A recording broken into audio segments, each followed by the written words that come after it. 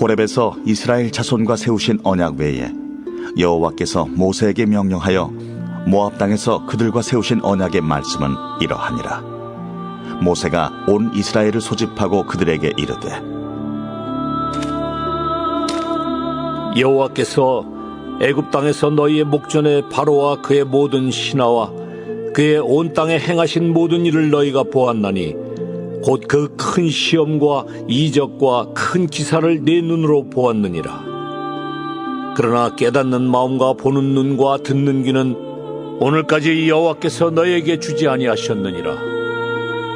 주께서 40년 동안 너희를 광야에서 인도하셨거니와 너희 몸의 옷이 낡아지지 아니하였고 너희 발의 신이 헤어지지 아니하였으며 너희에게 떡도 먹지 못하며 포도주나 독주를 마시지 못하게 하셨음은 주는 너희의 하나님 여호와이신 줄을 알게 하려 하심이니라. 너희가 이곳에 올 때에 헤스본 왕 시혼과 바산 왕 옥이 우리와 싸우러 나왔으므로 우리가 그들을 치고 그 땅을 차지하여 루벤과 갓과 므낫세 반 지파에게 기업으로 주었나니 그런즉 너희는 이 언약의 말씀을 지켜 행하라. 그리하면 너희가 하는 모든 일이 형통하리라. 오늘 너희 곧 너희의 수령과 너희의 지파와 너희의 장로들과 너희의 지도자와 이스라엘 모든 남자와 너희의 유아들과 너희의 아내와 및 내 진중에 있는 객과 너를 위하여 나무를 패는 자로부터 물 깃는 자까지 다 너희의 하나님 여호와 앞에 서 있는 것은 네 하나님 여호와의 언약에 참여하며 또 네 하나님 여호와께서 오늘 네게 하시는 맹세에 참여하여 여호와께서 네게 말씀하신 대로 또 네 조상 아브라함과 이삭과 야곱에게 맹세하신 대로 오늘 너를 세워 자기 백성을 삼으시고 그는 친히 네 하나님이 되시려 함이니라. 내가 이 언약과 맹세를 너희에게만 세우는 것이 아니라 오늘 우리 하나님 여호와 앞에서 우리와 함께 여기 서 있는 자와 오늘 우리와 함께 여기 있지 아니한 자에게까지이니 우리가 애굽 땅에서 살았던 것과 너희가 여러 나라를 통과한 것을 너희가 알며 너희가 또 그들 중에 있는 가증한 것과 목석과 은금의 우상을 보았느니라.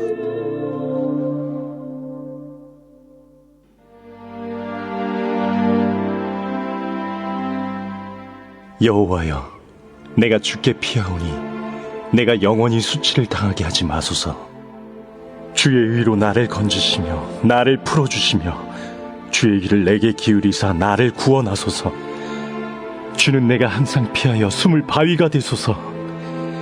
주께서 나를 구원하라 명령하셨으니 이는 주께서 나의 반석이시요 나의 요새이심이니이다.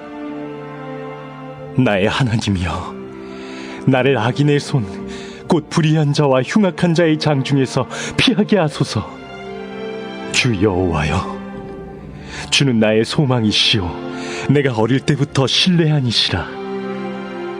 내가 모태에서부터 주를 의지하였으며 나의 어머니의 배에서부터 주께서 나를 택하셨사오니 나는 항상 주를 찬송하리이다. 나는 무리에게 이상한 징조같이 되었사오나 주는 나의 견고한 피난처시오니 주를 찬송함과 주께 영광 돌림이 종일토록 내 입에 가득하리이다. 늙을 때에 나를 버리지 마시며 내 힘이 쇠약할 때에 나를 떠나지 마소서. 내 원수들이 내게 대하여 말하며 내 영혼을 엿보는 자들이 서로 꾀하여 이르기를 하나님이 그를 버리셨은즉 따라잡으라 건질 자가 없다 하오니 하나님이여, 나를 멀리하지 마소서. 나의 하나님이여, 속히 나를 도우소서. 내 영혼을 대적하는 자들이 수치와 멸망을 당하게 하시며 나를 모해하려 하는 자들에게는 욕과 수욕이 덮이게 하소서. 나는 항상 소망을 품고 주를 더욱더욱 찬송하리이다. 내가 측량할 수 없는 주의 공의와 구원을 내 입으로 종일 전하리이다.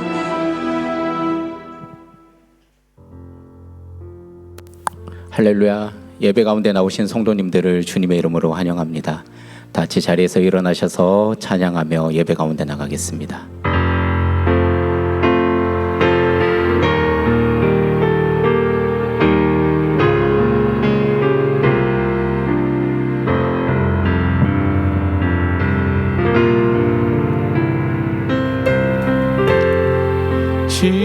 지극히 높은 주님의 나 지성소로 들어갑니다. 세상의 신을 벗고서 주 보좌 앞에 엎드리리. 내 주를 향한 사랑과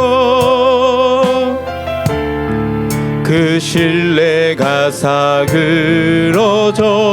갈 때 하늘로부터 이곳에 장막이 덮이네.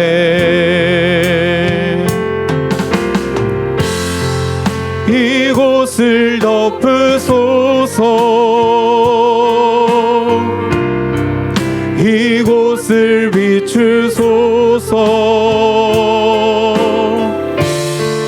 내 안에 무너졌던 모든 소망 다 회복하리니.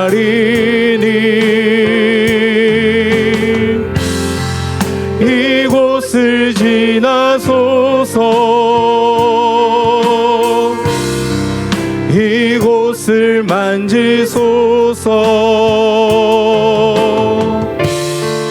온망과 힘을 다해 오직 주만 다 경배합니다.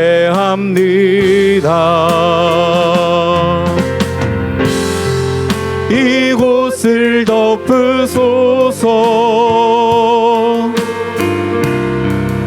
이곳을 비추소서. 내 안에 무너졌던 모든 소망 다 회복하리니.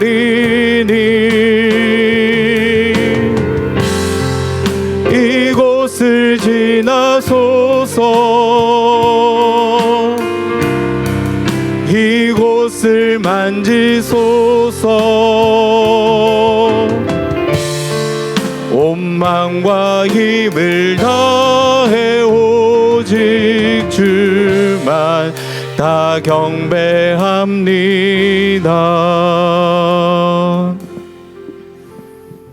여호와께 감사하라. 그분은 선하시며 그 인자하심이 영원하시다.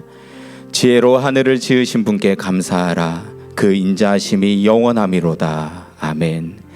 자비하심과 주님의 선하심의 지혜로 우리를 돌보시는 하나님, 주의 이름을 높여 찬양합니다. 십자가 사랑의 공로를 힘입은 우리가 주께 나아가오니 온 마음과 힘을 다하여 드리는 우리의 예배를 기뻐 받아 주소서. 감사드리며 예수님의 이름으로 기도합니다. 아멘. 우리의 예배를 기뻐 받으시는 주님 앞에 감사와 영광의 박수를 올려드립니다. 아멘. 다 함께 우리의 길을 인도하시는 주님 앞에 찬양으로 예배하며 나가겠습니다.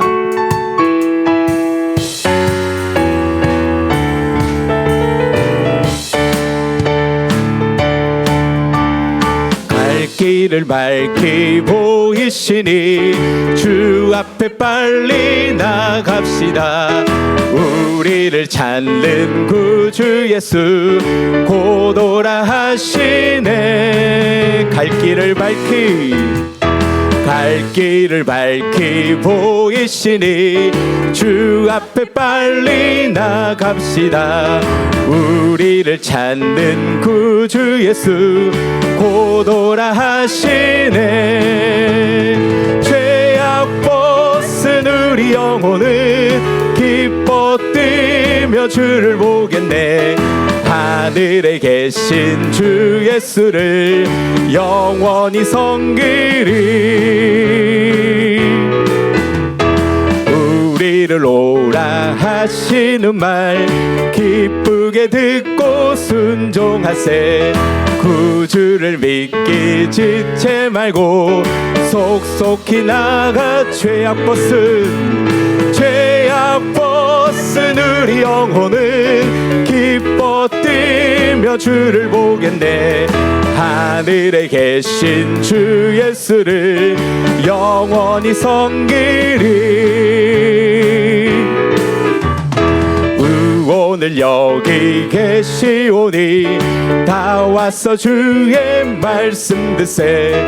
듣기도 하며 생각하니 참 진리시로다. 아멘. 죄악 벗은 우리 영혼은 기뻐 뛰며 주를 보겠네. 하늘에 계신 주 예수를 영원히 섬기. 죄악 벗은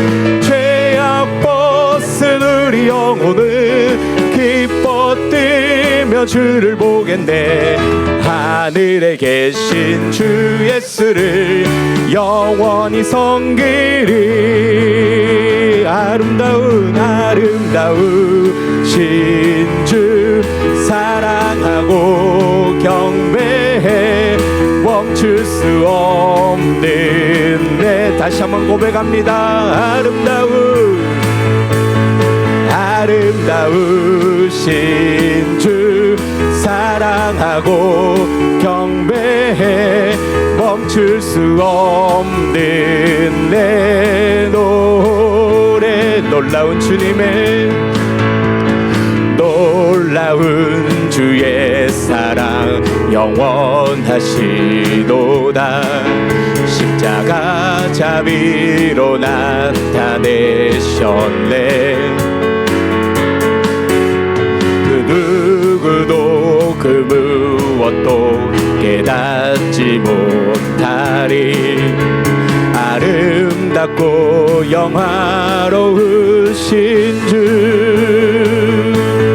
아름다우신 주 사랑하고 경배해. 멈출 수 없는 내 노래. 주님의 크신 영광 온 하늘을 덮고 만물이 주의 능력을 보내. 아름다운 주의 위엄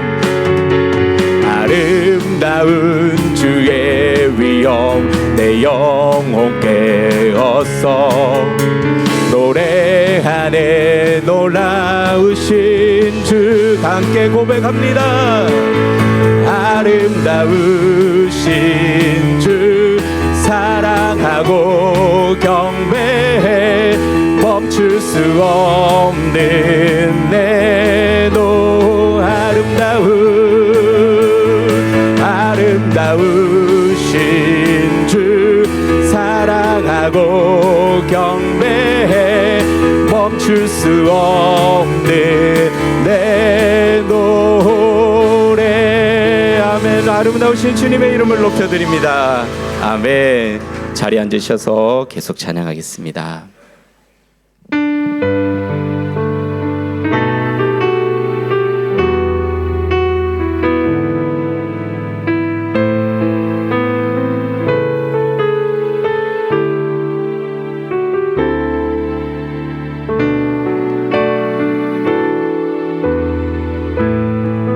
우리를 향한 십자가 예수 그리스도의 그 사랑을 고백하며 나갑니다. 십자가를 참으신 십자가를 참으신 어린 양 예수 내 죄 씻어 주시고 구속하셨네.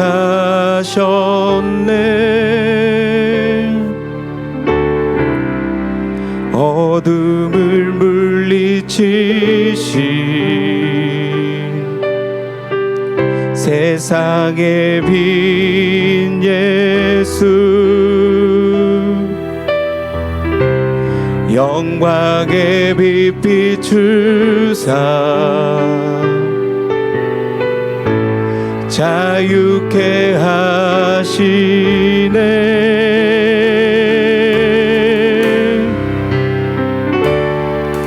예수 하나님의 완전한 사랑 예수 하나님의 값없는 은혜 예수 하나님의 놀라운 지혜 아름다운 그 이름 예수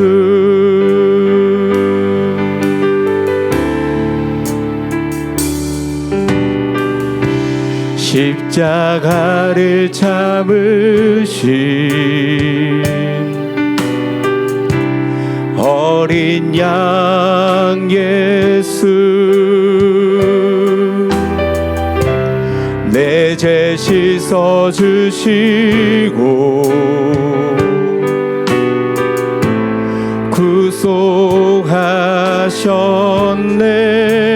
구속하셨네 어둠을 물리치신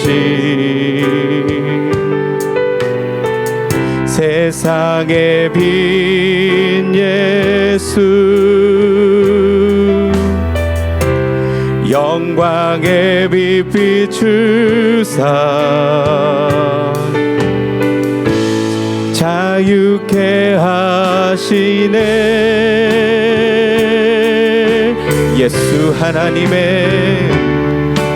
예수 하나님의 완전한 사랑 예수 하나님의 값없는 은혜 예수 하나님의 놀라운 지혜 아름다운 그 이름 예수 하나님의 하나님의 완전한 사랑 예수 하나님의 값없는 은혜 예수 하나님의 놀라운 지혜 아름다운 그 우리 다시 한 번 더 믿음으로 예수 하나님의 완전한 사랑 예수 하나님의 값없는 은혜 예수 하나님의 놀라운 지혜 아름다운 그 이름 예수 다 주의 크신 이름 높이며 우리에게 행하신 위대한 일 감사하세 오 주의 근신하신 그 사랑 온 땅과 하늘 위에 계셔 홀로 영원하신 우리 목소리 높여 다시 한번 더 고백합니다 다 주의 크신 이름 높이며 우리에게 행하신 위대한 일 감사하세 오 주의 신실하신 그 사랑 온 땅과 하늘 위에 계셔 홀로 영원하신 이름 온 땅과 하늘 위에 계셔 홀로 영원하신 이름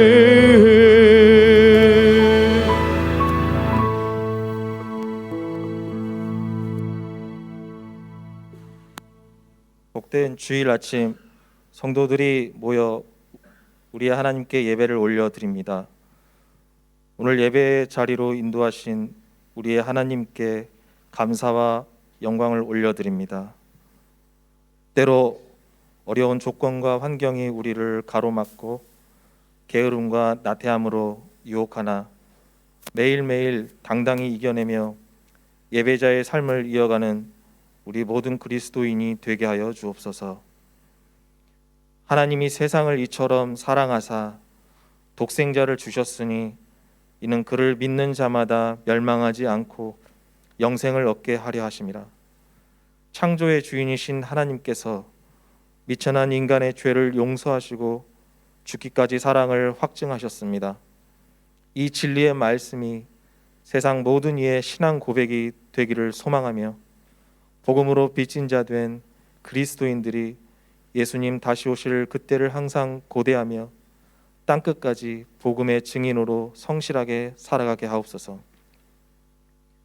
이 땅에 세워주신 교회들이 어두운 세상을 향해 진리를 외치도록 도와주소서.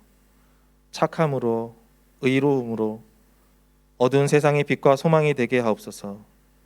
교회가 교회다울 수 있도록 하옵소서. 세상의 부조리와 우상 숭배, 탐욕과 거짓된 욕망에 단호히 맞서 거부하는 교회 되길 원합니다.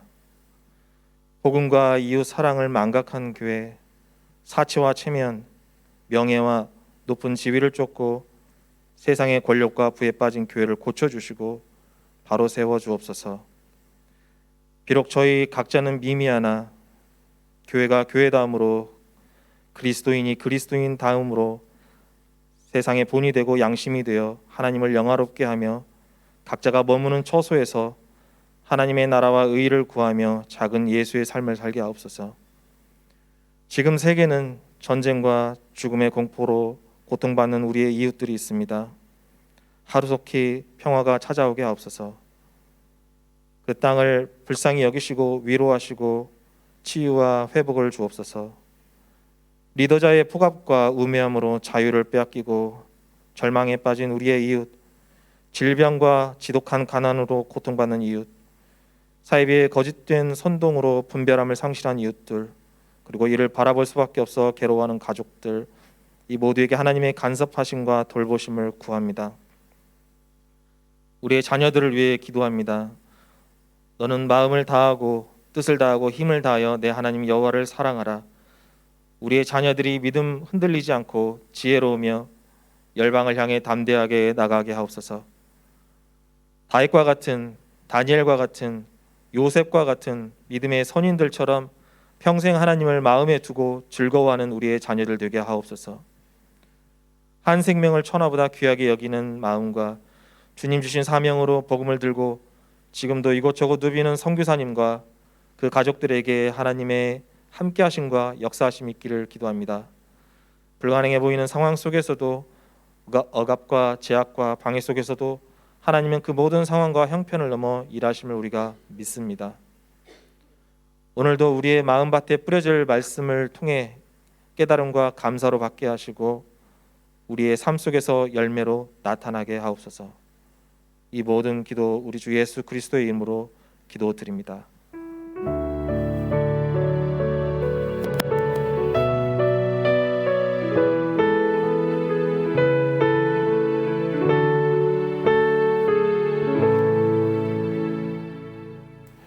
할렐루야. 주일 예배에 나오신 여러분 한 분 한 분을 환영하고 축복합니다.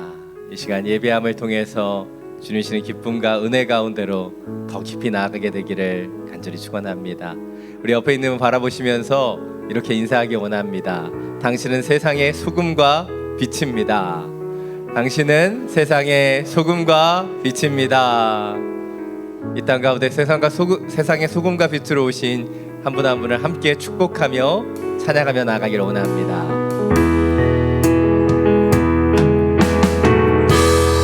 은혜의 주님이 당신을 축복하고 사랑의 주님이 함께 하시네. 은혜의 주님이 당신을 축복하고 사랑의 주님이 함께 하시네. 손을 가슴에 보고 은혜의 주님이 내 삶을 축복하고 사랑의 주님이 함께 하시네. 은혜의 주님이 내 삶을 축복하고 사랑하고 사랑해 주님이 함께 하시네. 우리에게 은혜와 사랑을 주시는 주님께 감사와 영광의 박수 올려드립니다. 아멘.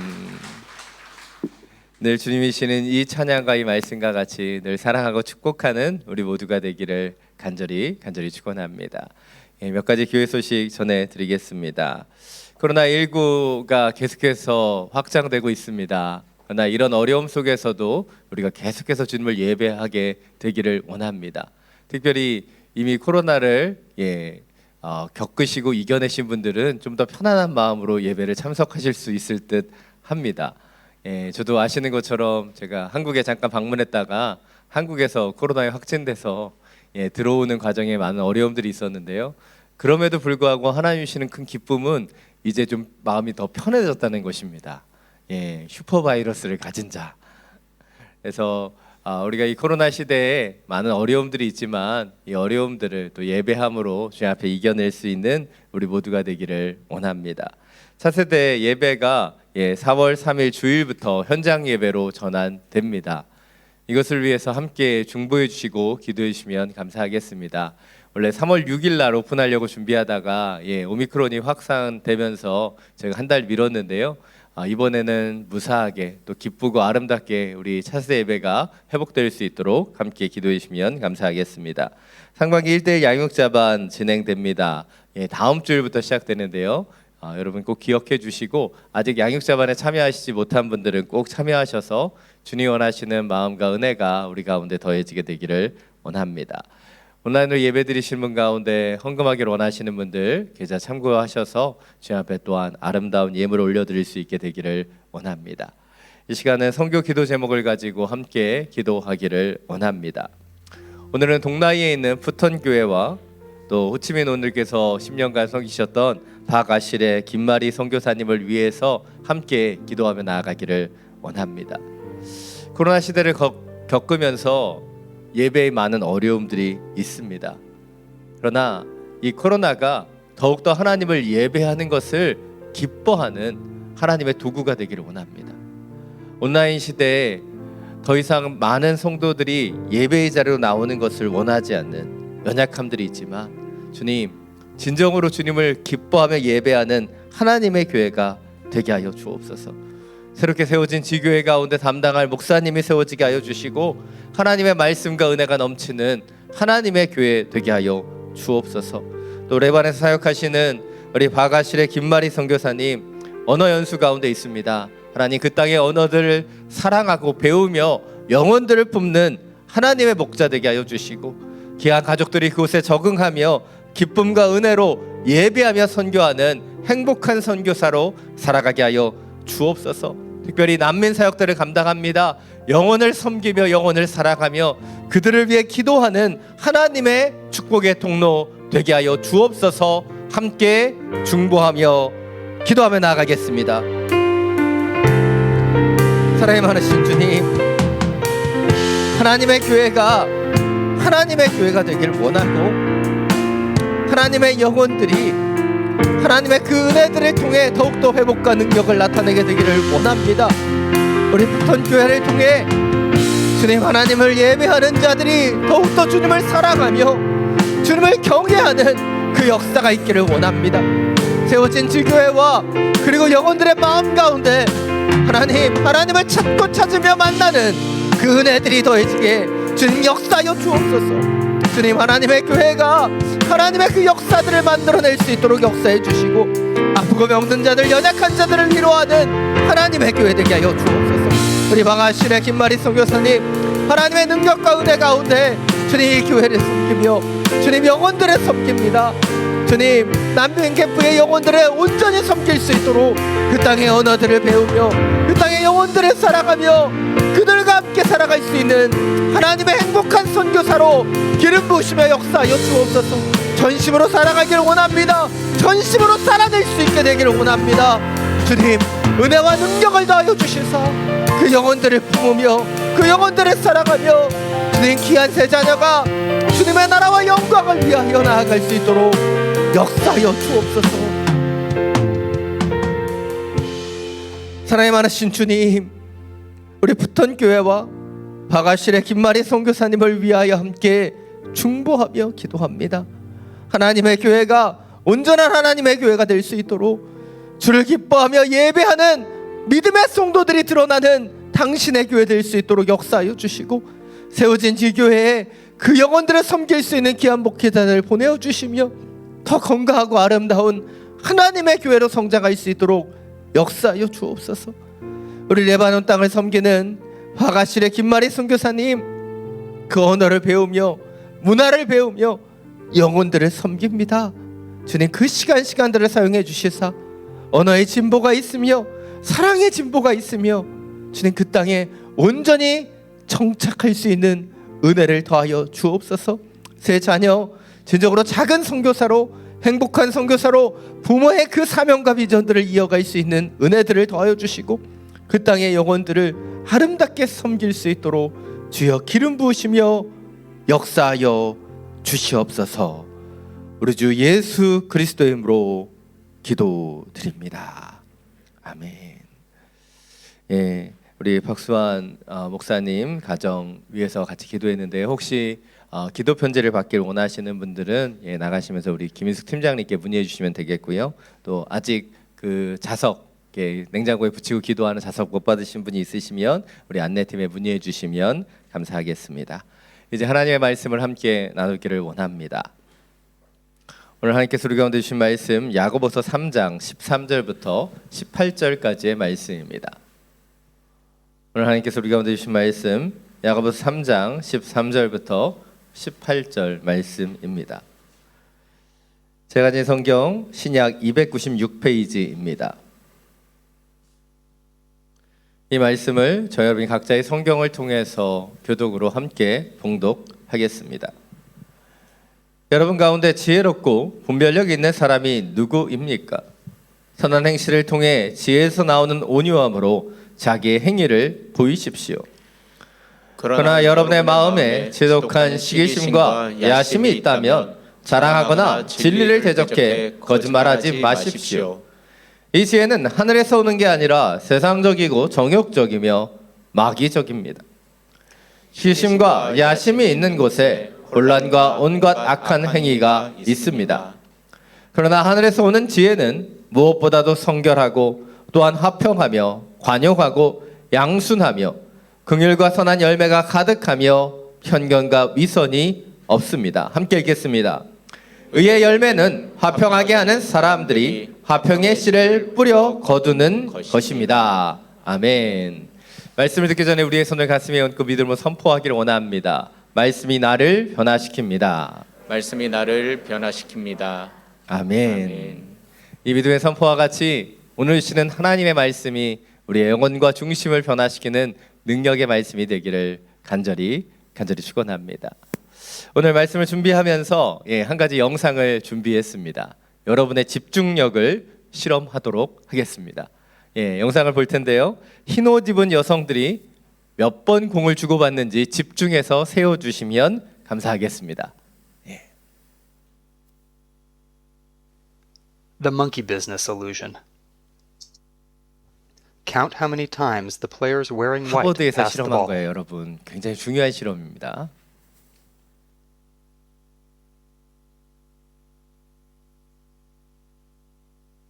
흰 옷이에요, 흰 옷.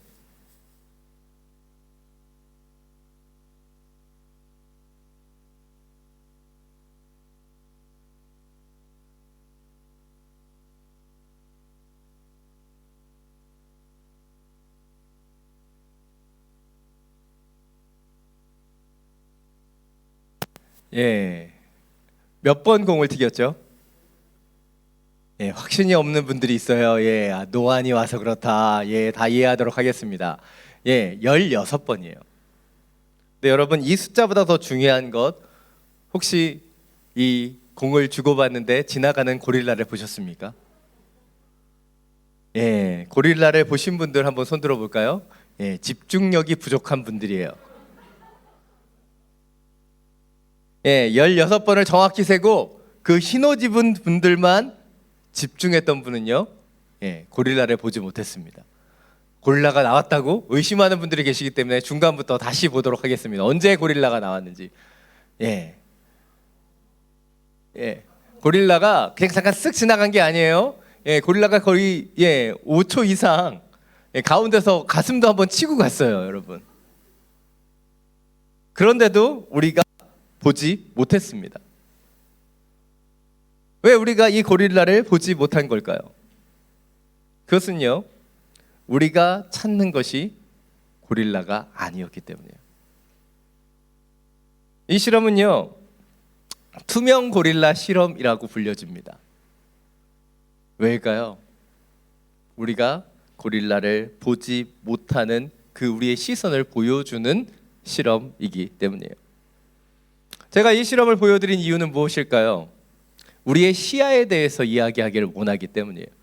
우리가 무언가를 집중하고 있으면요, 우리가 집중하는 것 다른 것을 잘 보지 못하는 경향이 있어요. 오늘 저는 여러분과 하늘의 지혜에 대해서 함께 나누기를 원합니다. 이와 더불어 이 세상이 주는 지혜에 대해서도 언급할 거예요. 그런데 안타깝게도 우리가 이 세상에 발을 디디고 살아가면서 우리는 세상의 지혜를 구하다 살다 보면 하늘의 지혜를 보지 못할 때가 있다는 것이죠. 왜입니까? 우리의 시선이 그곳에 집중되었기 때문이고 하늘의 지혜가 우리가 원하고 찾는 것이 아니기 때문이에요. 오늘 야고보서 기자는 초대교회 성도들에게 이 야고보서를 보냈어요. 왜입니까? 당시에 세상의 지혜를 따라 살아가는 그 성도들에게 하늘의 지혜, 그것을 회복하는 것이 필요하다고 생각되었기 때문이죠. 특별히 야고보서 3장을 통해서 야고보 사도는 성도들의 삶에 대해서 이야기합니다. 우리가 함께 읽지는 않았지만 오늘 3장 1절부터 12절은 혀를 어떻게 바르게 사용할 것인가에 대해서 가르쳐줘요. 왜입니까? 세상의 언어가 아닌 하늘의 언어를 사용하는 것이 믿음의 성도들에게 너무나 중요하기 때문이에요. 그리고 또한 오늘 보면 13절부터 18절까지는 이 세상의 지혜가 아닌 하늘의 지혜를 사용해야 될 것을 우리에게 권면하고 있다는 것이죠. 오늘 본문을 통해서 좀 더 구체적으로 이 부분들에 대해서 살펴보기를 원합니다. 13절 말씀입니다. 다시 한번 함께 읽겠습니다. 여러분 가운데 지혜롭고 분별력 있는 사람이 누구입니까? 선한 행실을 통해 지혜에서 나오는 온유함으로 자기의 행위를 보이십시오. 오늘 본문을 시작하면서 야고보서 기자는 우리에게 질문합니다. 지혜롭고 분별력 있는 사람이 누구입니까? 여러분, 지혜롭고 분별력 있는 사람이 누구입니까? 여러분이 생각할 때 그 사람이 떠오르신가요? 혹시 저 같은 사람입니까? 웃으라고 오랜만에 농담했는데 막 째려보시고 기분 나빠하시는 분들이 보이십니다. 여러분이 생각했을 때 지혜롭고 분별력 있는 사람, 여러분이 살아가면서 경험했었던 누군가가 떠오를 수도 있고요, 지금 잘 떠오르지 않을 수 있습니다. 근데 지금 우리가 생각하는 지혜롭고 분별력 있는 사람은요, 2000년 전 이 야고보서 기자가 이 서신을 쓸 때 유대인들이 생각했던 사람하고는 전혀 다른 존재라고 할 수 있습니다. 왜냐하면 2000년 전 유대인들은 바로 이 지혜를 지식에서 온다라고 생각했기 때문이에요. 지식적인 지혜를 얘기했어요. 그래서 이 랍비는 어떤 사람이에요? 많은 지식을 가진 사람이고 그 지식을 가르쳐주는 사람이 랍비였죠. 선생이라고 불리지 않았습니까? 유대인들에게 있어서 지혜는 지식적인 차원이었다는 것이죠. 그런데 당시 초대교회 안에서도 바로 이런 지식적인 지혜를 자랑하는 사람들이 있었다는 거예요. 자신이 성경에 대한 지식을 갖고 있다고, 예수님에 대한 지식을 갖고 있다고 자랑하는 사람들이 있었다는 것이죠. 그러나 야고보 사도는 오늘 본문을 통해서 분별력 있고 지혜로운 사람이 누구인가에 대해서 13절 하반절을 통해서 분명하게 말하고 있어요. 선한 행실을 통해 지혜에서 나오는 온유함으로 자기 행위를 보이십시오. 오늘 야고보 사도가 얘기하는 지혜는 단순히 말이나 지식의 차원이 아니죠. 진정한 지혜를 가졌다면 그 사람의 삶의 자리에서 그 지혜가 녹아나고 자신의 삶 속에 선한 행실이 드러나며 온유함이 드러나는 것, 그것이 진정한 지혜다라고 말하고 있다는 거예요. 이것은 야고보서 전체가 우리에게 보여주는 내용과 메시지가 비슷합니다. 우리가 잘 아는 야고보서 2장 18절에도 분명하게 말하죠. 혹 어떤 사람이 이렇게 말할 것입니다. 당신은 믿음이 있고 나는 행함이 있습니다. 당신이 행함 없는 믿음을 내게 보여주십시오. 그러면 나도 당신에게 나의 행함으로 믿음을 보여드리겠습니다. 우리에게 있어서 믿음은 행함으로 드러날 수밖에 없다는 거예요. 동일합니다. 우리가 참된 지혜를 갖고 있다면, 분별력을 갖고 있다면 우리의 삶 속에 그것들이 분명한 온유함과 선함으로 드러날 수밖에 없다는 거예요. 특별히 오늘 13절 말씀에서 저는 지혜에서 나오는 온유함이라고 하는 이 구절에 주목하게 돼요. 지혜에서 나오는 온유함이 무엇일까요? 좀 이렇게 얘기하면 집중하는 척이라도 좀 해주세요. 왜 저걸 왜 집중해야 되나? 여러분, 참된 지혜는 온유함이라는 특징을 갖고 있다는 거예요. 놀랍지 않습니까? 우리가 생각했던 지혜, 그것이 아니라 하늘로부터 오는 지혜는요, 온유함의 특징을 갖고 있고, 그 지혜를 깨닫고 그 지혜를 따라 살아가는 삶들의 그 모습 속에 그 온유함이 품겨지게 되어 있다는 거예요. 이 온유함은요, 세상의 지혜를 설명하는 14절에 나타나는 시기와 다툼과는 정반대의 개념이에요. 온유함이란 무엇입니까? 다름을 품어주고 인내하며 사랑하고 기다려주는 것, 그것이 참된 지혜에서 오는 온유함이라고 이야기하고 있다는 것이죠. 이것이 오늘의 첫 번째 포인트입니다. 참된 지혜는 말뿐인 혀와 머릿속의 지식이 아니라는 거예요. 참된 지혜는 우리의 삶의 자리에서 선한 행실과 온유함으로 나타나는 것이라는 사실입니다. 제가 늘 강조하는 한 가지가 있어요. 바로 우리 믿는 자들이 작은 차이를 만들어내야 된다는 거예요. 작은 차이. 여러분, 저는 여러분에게 큰 차이를 만들어내고 어렵게 부담드리고 싶지 않아요. 이 작은 차이를 만들어내는 것, 그것이 우리 믿는 자들의 사명이고 믿는 자들의 모습 속에 나타나야 되는 것이죠. 이 작은 차이는 어떻게 나타날까요? 우리의 삶의 작은 결단을 통해, 작은 실천을 통해 나타나는 것이 이 작은 차이예요. 내가 작은 차이를 가졌어 라고 해서 이 작은 차이가 드러나는 것이 아니라 내가 결단하고 살아감을 통해서 그 차이를 만들어내는 것, 그것이 그리스도인의 삶이 되어야 한다는 것이죠. 그런데 이 작은 차이는요, 우리의 힘으로 만들어지지 않아요.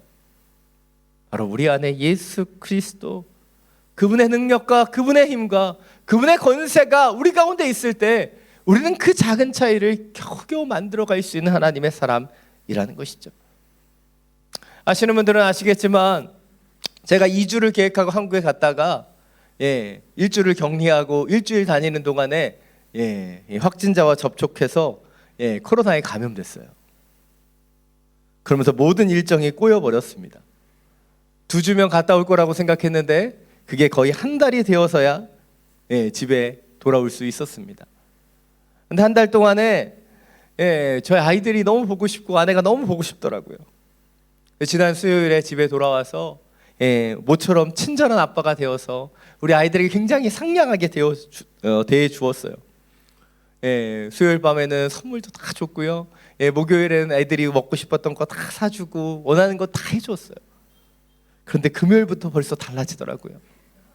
상냥함이 사라지는 거예요. 요즘 저희 아이들은 사순절 성경 쓰기를 하거든요. 근데 저희 막내가 좀 집중력이 많이 부족한 아이예요. 이걸 쓰라고 하면 딴짓만 하는 거죠. 그래서 지난주 거부터 밀려 있는데 우리 변 목사님께서 은혜를 주셔서 지난주 거는 안 써도 된다고 해서 이번 주 거부터 써야 되는 거예요. 근데 금요일인데 월요일 것도 반밖에 못 쓴 거예요. 거기에서부터 조금 화가 나기 시작했습니다. 네가 목사 딸인데 그래도 지난주 건 안 써도 이번 주 건 써야 되는 거 아니냐. 그래서 그 아이를 붙잡아 놓고 그것을 쓰게 시키는데요, 상냥함은 사라지고 분노가 일어나는 거예요. 그러면서 한편 걱정이 되는 거죠. 이 아이에게 이걸 쓰는 게 뭐가 이렇게 중요하다고 이렇게 소리를 지르고 있나. 근데 제 모습을 보면서 저희 아내가 이렇게 얘기하더라고요. 그래, 하루 이틀 상냥하더니 금방 무서워지는구나. 원래 성격이 나온다는 거예요. 이것이 우리의 연약함입니다. 우리가 아무리 우리의 노력으로 살아가려고 해도요, 우리는 우리의 본연을 잘 바꿀 수 없어요. 본질적으로 제가 아이들에게 그렇게 상냥한 사람이 아니에요. 여러분에게는 제가 굉장히 인위적으로 상냥하게 대하고 있는 거예요. 그러나 저희 아버님이 굉장히 무서운 분이셨기 때문에 저도 그런 부분들을 많이 갖고 있더라고요. 그런데 제 안에 예수님이 계시고 주님이시는 은혜가 있어야지 제 중심과 제 모습이 바뀌어지는 것이지, 단순히 제가 작은 결단을 했다고 해서 아이들에게 더 잘해주려고 노력한다고 해서 그것이 쉽게 바뀌지 않는다는 것을 다시 한번 깨닫습니다. 하나님 우리 가운데 원하시는 것은 무엇일까요? 그것은 우리의 중심에서부터 주님의 은혜와 사랑, 그분이 주시는 그 지혜를 통해서 우리를 바꿔가는 것이죠. 우리의 본질과 우리의 그 중심이 다 달라지기 위해서는 오직 주님의 은혜가 필요한 거예요. 그래서 주님 우리에게 말씀하시죠. 마태복음 11장 29절에서 주님이 이렇게 말씀하셨어요. 나는 마음이 온유하고 겸손하니 너희는 내 멍에를 메고 내게서 배우라. 주님 무엇을 배우기를 원하시는 것일까요? 단순히 지식이 아닙니다. 그분이 주시는 지혜, 그 지혜에서 오는 온유와 겸손함을 살아내는 것, 그것을 배우기를 원하시는 거예요.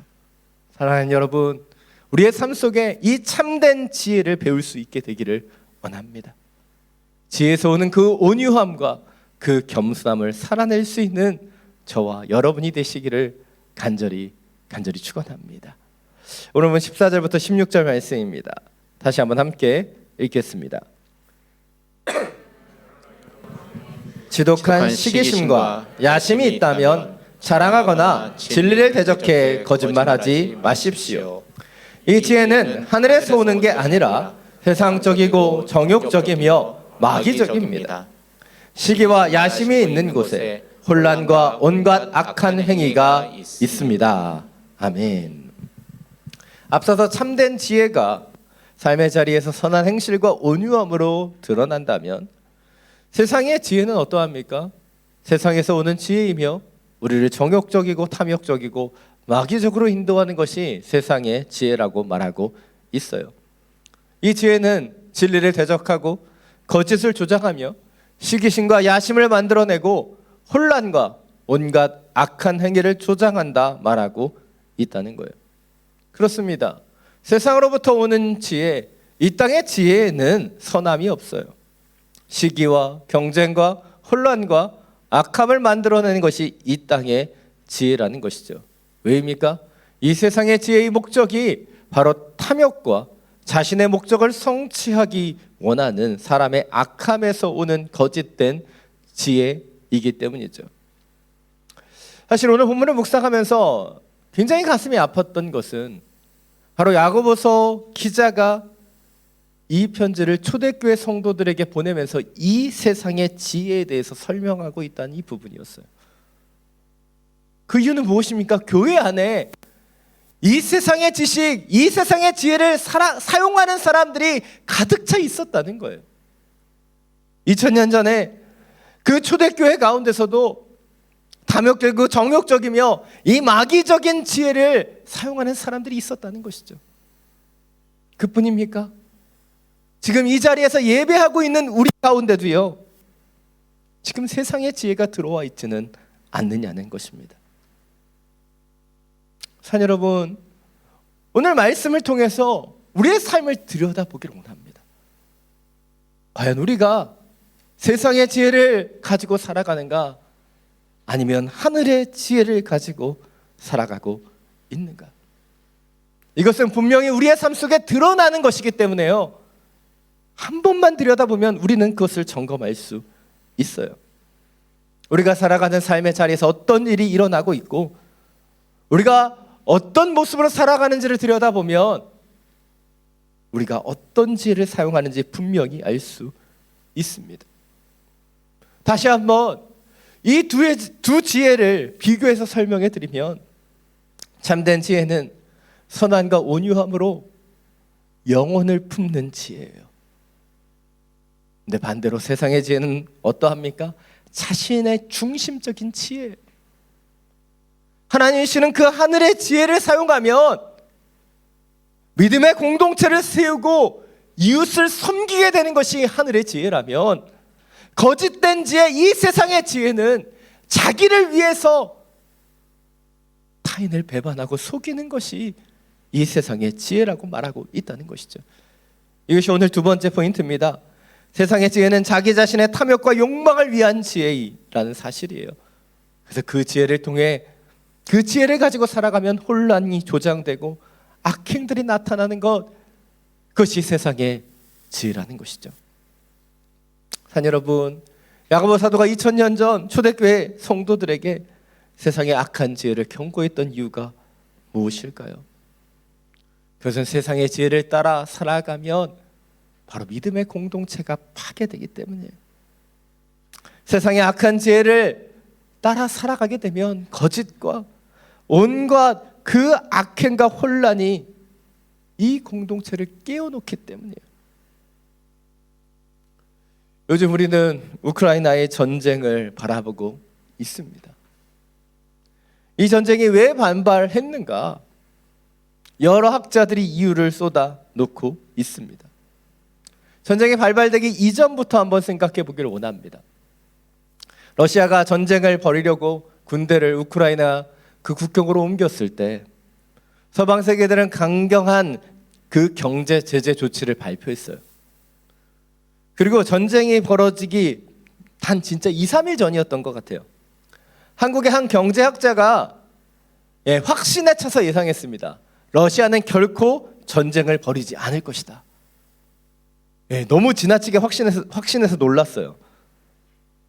근데 그 경제학자가 그렇게 이야기했던 이유가 무엇일까요?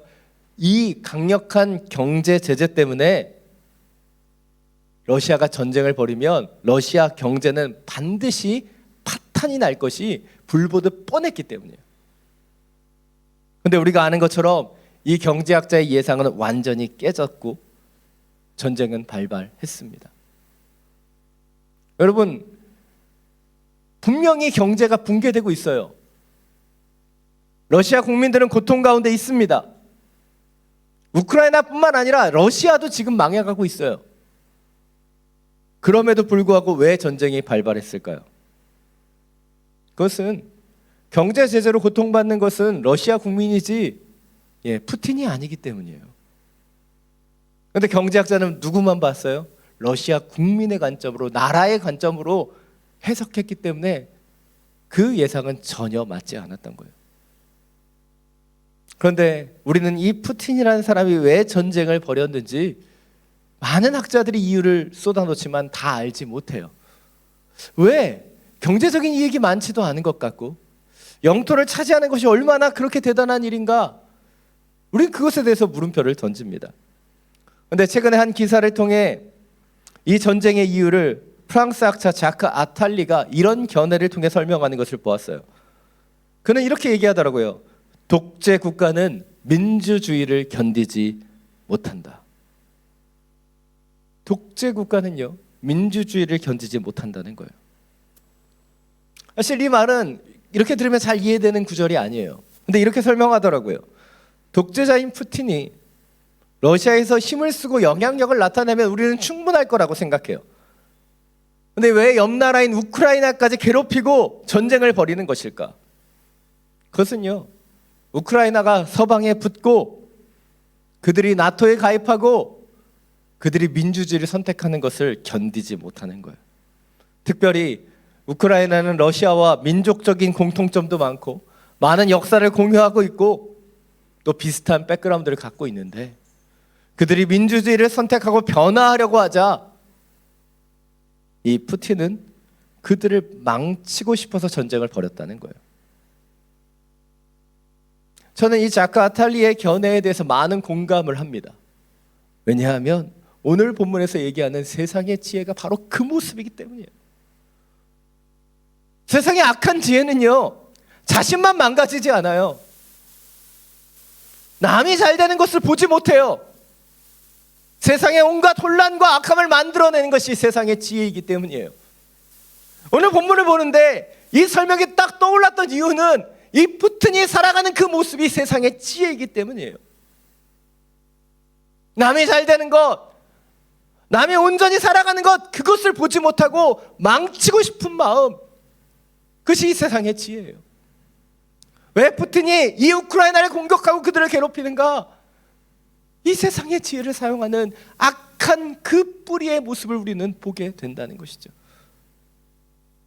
물론 제가 이렇게 말씀드리면 저는 그 정도는 아닌데요 라고 말씀하실 것 같아요. 근데 과연 그럴까요?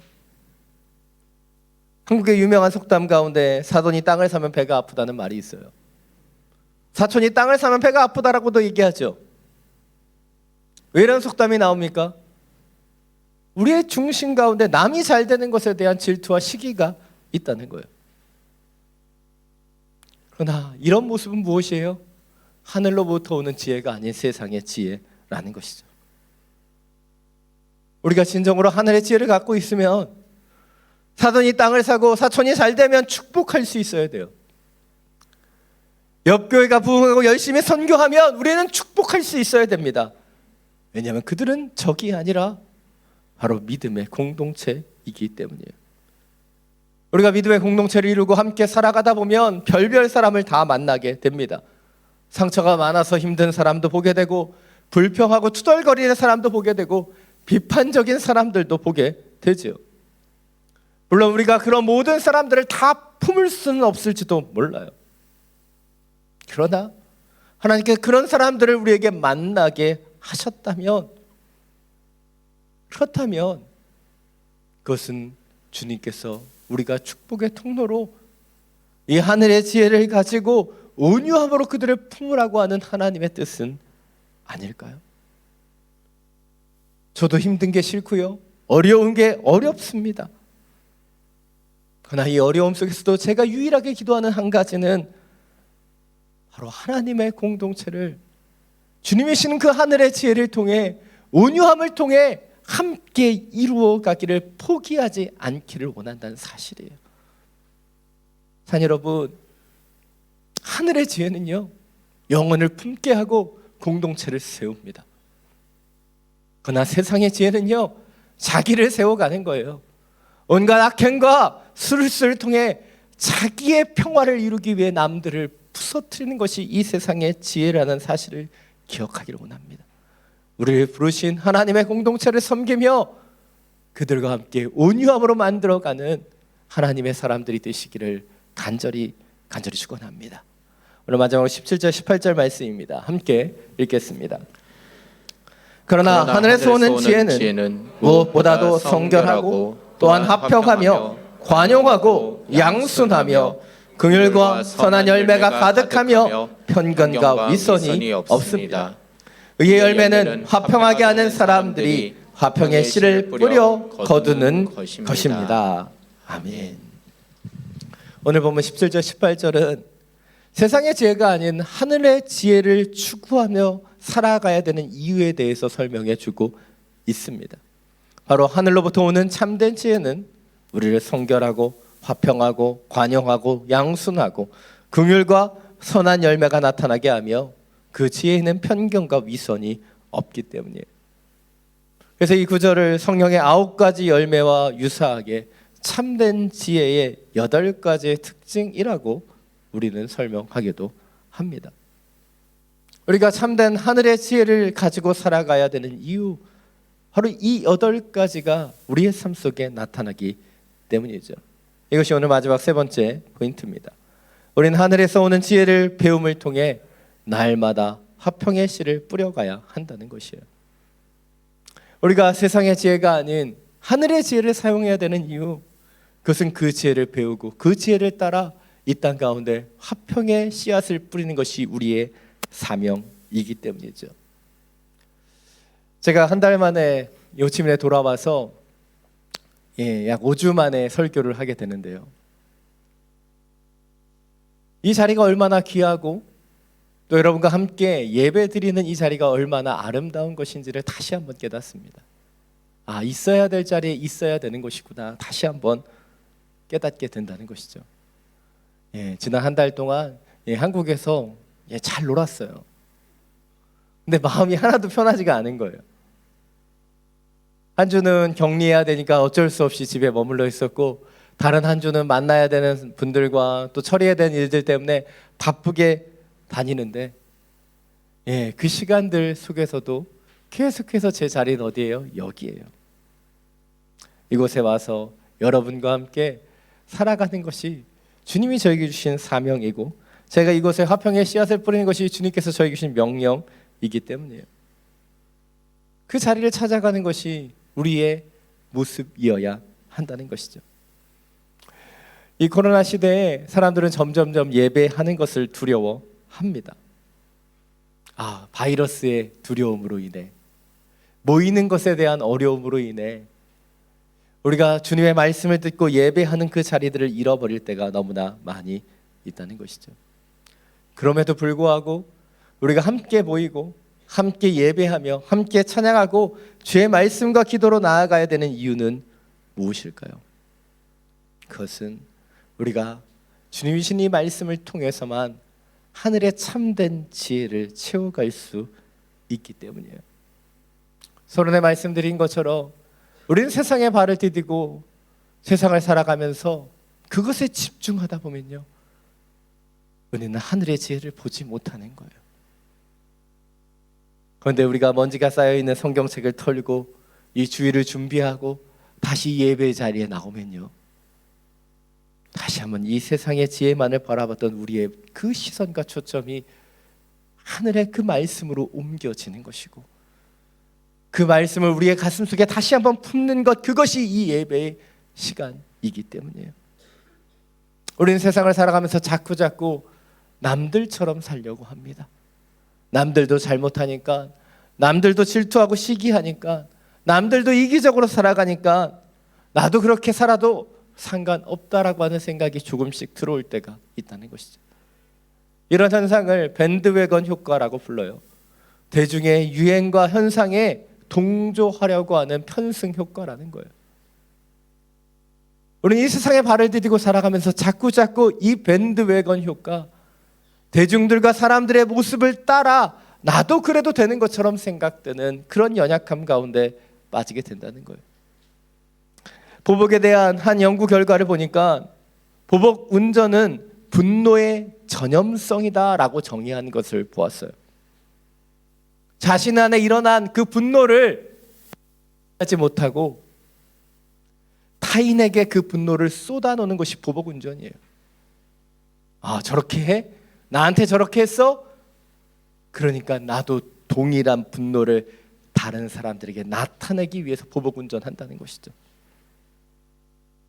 산 여러분, 이 땅을 살아가는 방법은 어떻게 보면 이 밴드웨건 효과를 따라 다른 사람들이 살아가는 대로,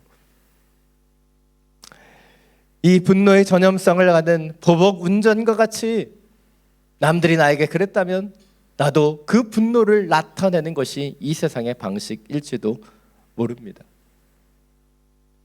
그리고 이 보복에 대한 이 사람들의 모습에 대해서 성경도 그렇게 가르치는 것처럼 보여요. 마태복음 5장 38절에 보면 이렇게 말하죠. 눈에는 눈으로 이에는 이로라는 말을 너희가 들었다.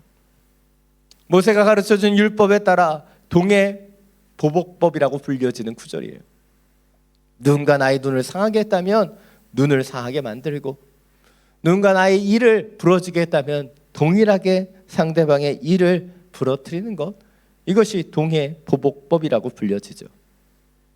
그런데 이 율법은요, 동해 보복법으로만 불려지지 않습니다. 동해 보호법이라고도 불려져요. 왜일까요? 누군가 나를 한 대 때리면요, 사람들이 대부분 한 대만 때리지 않기 때문이에요. 우리 애들을 보십시오. 한 대 맞으면요, 한 대 맞는 거로 끝나나요? 아니에요. 2대, 3대 때리는 것이 사람의 본성이에요. 그래서 그 해를 입은 만큼만 갚아주라는 것이 이 법이에요. 분노는 증폭되고 보복은 더욱더 커지기 때문이에요. 그것이 율법을 통해 보호하셨던 부분인 거죠. 그런데 더 나아가서 예수님은 이런 당시의 율법에 믿음의 사람들에게 그 온전한 하늘의 지혜를 가르치고 계십니다. 마태복음 5장 39절부터 42절입니다. 우리 마지막으로 함께 읽겠습니다. 그러나 나는 너에게 말한다. 악에 맞서지 말라. 누가 내 오른뺨을 치거든 왼뺨을 마저 돌려대어라. 누가 너를 고소하고 속옷을 가져가려 하거든 겉옷까지도 벗어주어라. 누가 내게로 억지로 1밀리온을 가자고 하거든 2밀리온을 같이가 주어라. 내가 달라고 하는 사람에게 주어라. 그리고 내게 꾸려고 하는 사람을 거절하지 마라. 아멘. 당시 유대인들은 눈에는 눈, 이에는 이라고 하는 율법의 책에 세상에 그 더 보복이 가증되는 분노의 법을 보호하기 위한 동해의 보복법의 그 삶을 살아가는 그때 예수님께서는 참된 그리스도인들이 어떻게 살아가야 되는지를 말씀해 주셨어요. 누군가 오른뺨을 치면 왼뺨을 돌려대고, 속옷을 가져가려고 한다면 겉옷을 벗어주고, 누군가 억지로 우리에게 우리를 함께 가자고 얘기한다면 심리를 가주라고 가르쳐 주셨어요. 바로 참된 하늘의 지혜는 악에 맞서는 것이 아닌 악을 손으로 덮는 것이기 때문입니다. 자녀 여러분, 세상의 사람들이 어떤 방식으로 살아가는지, 어떤 지혜를 사용하는지 그것은 중요하지 않아요. 주님 우리에게 가르쳐 주시는 그 하늘의 지혜가 무엇인지 우리는 그것에 집중해야 한다는 것이죠. 우리에게 중요한 것은 오른뺨을 치고 우리를 고소하고 속옷을 탐하는, 우리에게 억지로 요청하는 그 사람들에게 우리가 어떻게 하늘의 지혜로 대하고 있는가, 우리를 돌아보아야 한다는 것입니다. 사랑 여러분, 세상의 사람들에게는 어리석었던 그 십자가의 도가 왜 우리에게는 하나님의 능력이 될 수 있는 것입니까? 그것은 이 십자가를 통해서만 하늘의 참된 지혜를 가지고 살아갈 수 있기 때문은 아닙니까? 예수님께서 우리의 모든 죄를 지시고 십자가에 달리셨던 것처럼 상대방의 어떠함이 아니라 내 안에 채우시는 그 하나님의 말씀, 그 하늘의 지혜를 품고 살아갈 수 있게 되기를 간절히 원합니다. 우리가 지금 집중하고 있는 것, 그것이 무엇인가 다시 한번 돌아보길 원합니다. 과연 세상의 지혜인가? 하나님이 주시는 그 하늘의 지혜인가? 돌아보십시오. 다시 한번 깨어 예배드림을 통해 하나님이 가르쳐주신 그 법도와 율례를 행함을 통해 하늘의 지혜를 사용하며 살아갈 수 있는 저와 여러분이 되시기를 간절히 축원합니다. 이 시간 믿음이 없이는 이 찬양 함께 부르고 우리 주님 앞에 함께 기도하며 나아가기를 원합니다.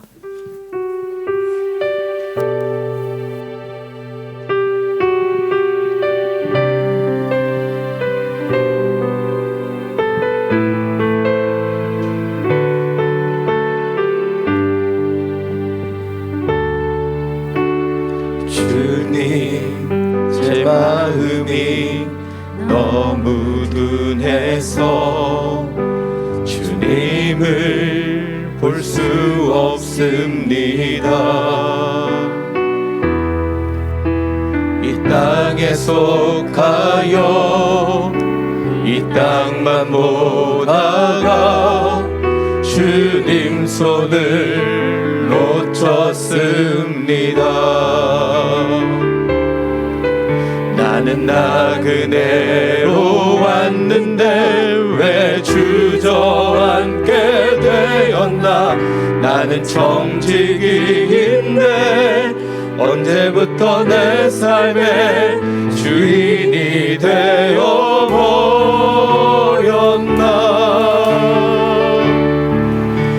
믿음이 없이는 기쁘시게 못하나니 고된 수고도 다 헛될 뿐이라. 믿음이 없어서 무너진 삶의 모든 자리에 다시 주님을 기다립니다. 주님 제 마음이 너무 둔해서, 주님 제 마음이 너무 둔해서 주님 주님을 볼 수 없습니다. 이 땅에 속하여 이 땅만 보다가 주님 손을 놓쳤습니다. 나는 나 그대로 왔는데 왜 주저앉게 되었나. 나는 정직인데 언제부터 내 삶의 주인이 되어버렸나.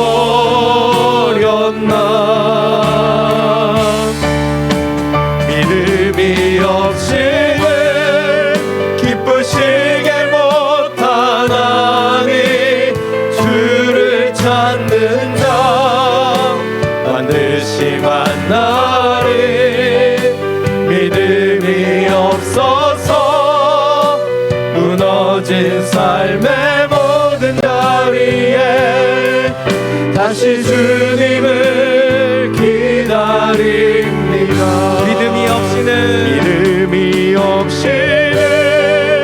기쁘시게 못하나니 고된 수고도 다 헛될 뿐이라.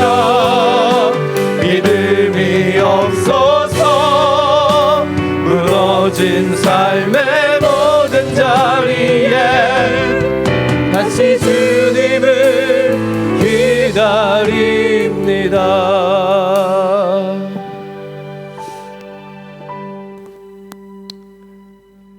사랑하는 여러분, 이 시간 우리의 삶을 돌아보며 함께 기도하기를 원합니다. 이 세상에 발을 디디고 살아가면서 이 땅에 속하며 이 땅만 보면서 우리가 잃어버리고 있는 것은 무엇입니까?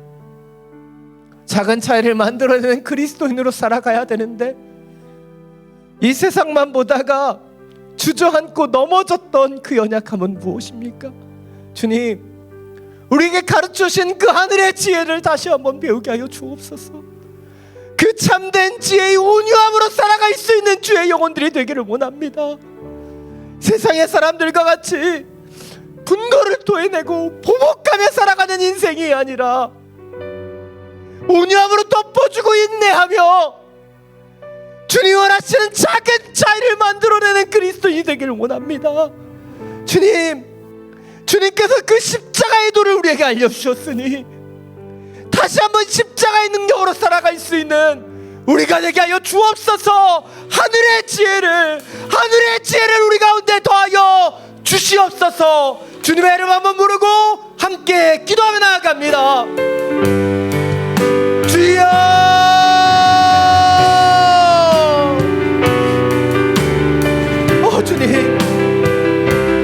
주님, 우리의 연약함을 돌아봅니다. 우리의 약함이 무엇인가? 우리의 두담이 무엇인가? 왜 우리가 주저앉게 되었고 왜 넘어졌는가를 다시 한번 돌아봅니다. 하늘의 지혜를 가지고 살아가야 되는 우리가 이 세상의 분열과 이 세상의 분열의 그 지혜를 갖고 살아가지는 않았습니다. 작은 차이를 만들어낸 그리스도인, 믿음의 공동체를 세우며 영혼들을 세우는 그런 하나님의 사람들이 되기를 원합니다. 오른밤을 치며 우리의 것을 탐하는 자들에게 우리가 어떤 지혜를 가지고 살아가야 되는지를 다시 한번 가르쳐 주셨으니 이 말씀대로 살아가는 주의 자녀가 되기를 원합니다. 고소하며 억지로 우리에게 요청하는 자들, 우리를 힘들고 어렵게 하는 그 자들을 부를 수 있는 그 온유함을 그들을 사랑하며 그들을 기다려주는 하나님의 공동체를 이루어가는 자들이 되기를 원합니다. 성령님, 우리에게 가르쳐주신 십자가의 도, 우리의 모든 죄를 품으신 예수님처럼, 그 예수님처럼 우리의 시야를 하늘에 두고 하늘의 지혜를 가지고 살아갈 수 있도록 역사하여 주옵소서. 주님이 주시는 그 마음, 주님이 주시는 그 뜻, 주님이 주시는 그 말씀을 살아내는 자들이 되기를 원합니다.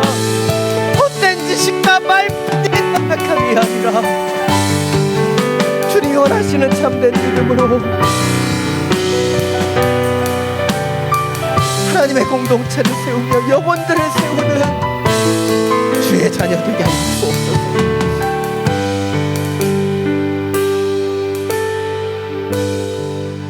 사랑이 많으신 주님, 이 땅에 발을 디디고 이 땅에 속하여 이 땅을 살아가다 보면 우리는 그 하늘의 지혜를 잃어버리는지도 모릅니다. 우리가 이 말씀을 다 알고 있음에도 불구하고 왜 세상의 지혜를 사용하며 나만의 만족과 유익을 위해 살아가고 있는지 우리의 모습을 돌아봅니다. 작은 차이를 만들어내는 그리스도인이 되어야 하는데, 영혼을 품고 그들을 기다려주는 온유한 목자가 되어야 하는데, 이 세상에 분노를 배우며 그것을 동일하게 토해내기만 했었던 우리의 연약함을 회개합니다. 성령님, 우리의 마음과 중심을 다시 한번 새롭게 하여 주셔서 다시 한번 하늘의 지혜를 가지고 그 지혜에서 오는 온유함을 나타내는 하나님의 사람들을 세우는 주의 자녀들 되게 하여 주시옵소서. 모든 악한 세상의 지혜를 내려놓고 이 어두운 세상 빛을 비추는 하늘의 지혜자로 살아가게 하여 주시옵소서. 우리 주 예수 그리스도의 이름으로 기도드립니다.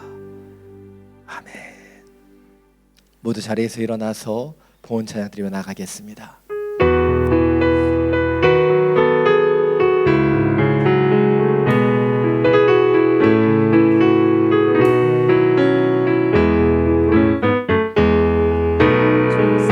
난 능력으로 하느시네 그 크신 팔로 날 붙드시네 절망 속에도 흔들리지 않고 사랑하는 주 얼굴 무하리 이전의 괴로움 나를 애워싸고 고난의 길을 걷는다 해도 주님께 모두 맡긴 우리 영혼 끝내 승리의 날을 맞으리 선한 능력으로 일어서리 주만의 제 아래 믿음으로 우리 고대 안에 주 오실 그날 영광의 새 날을 맞이하리. 우리 두 손을 들고 함께 찬양합니다. 선한 능력으로 일어서리 주만의 제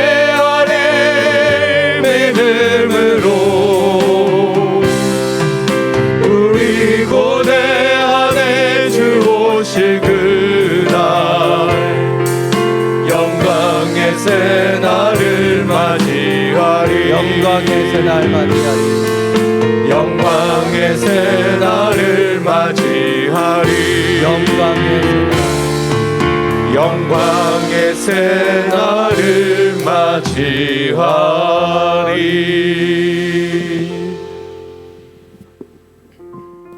사랑이 많으신 주님, 다시 한번 당신의 선한 능력으로 일어납니다. 세상에 속하여 세상의 지혜를 가지고 살아갔던 우리를 다시 한번 하늘의 지혜를 더하여 주시고 하늘의 십자가의 능력으로 살아갈 수 있도록 역사하여 주시옵소서. 우리를 통해 믿음의 공동체가 세워지기를 원합니다. 그들과 함께 하나의 교회를 이루어갈 수 있도록 우리를 사용하여 주시옵소서. 주신 예배와 말씀에 감사함으로 이 예물을 올려드립니다. 흠양하여 주시고 주님의 나라와 영광을 위하여 온전히 사용하여 주시옵소서. 이제는 우리 주 예수 그리스도의 은혜와 하나님 아버지의 놀라우신 사랑과 성령의 교통하심이 탐욕스러운 세상의 지혜가 아닌 온유함을 드러내는 하늘의 지혜를 배우며 그 지혜를 통해 믿음의 공동체를 세워가기를 결단하며 기도하는 믿음의 성도들 머리 위에 지금도 열방 가운데 복음을 전하시는 선교사님과 그 모든 사역 위에 우리가 기도하며 살아가는 이 베트남 땅과 우리가 사랑하는 우리의 조국 대한민국 위에 지금부터 영원토록 항상 함께하여 주시기를 간절히 축원하옵나이다.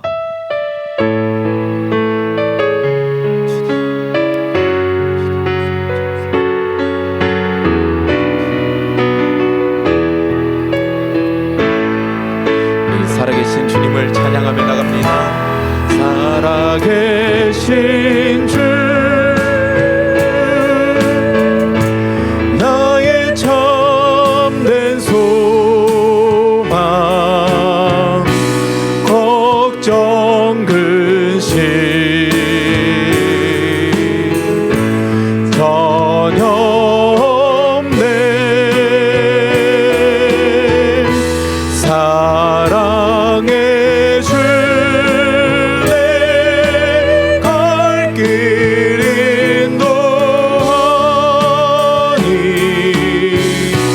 내 모든 삶의 기쁨 늘 충만하네. 살아계신 주님 앞에 영광과 감사의 박수를 올려드립니다. 아멘.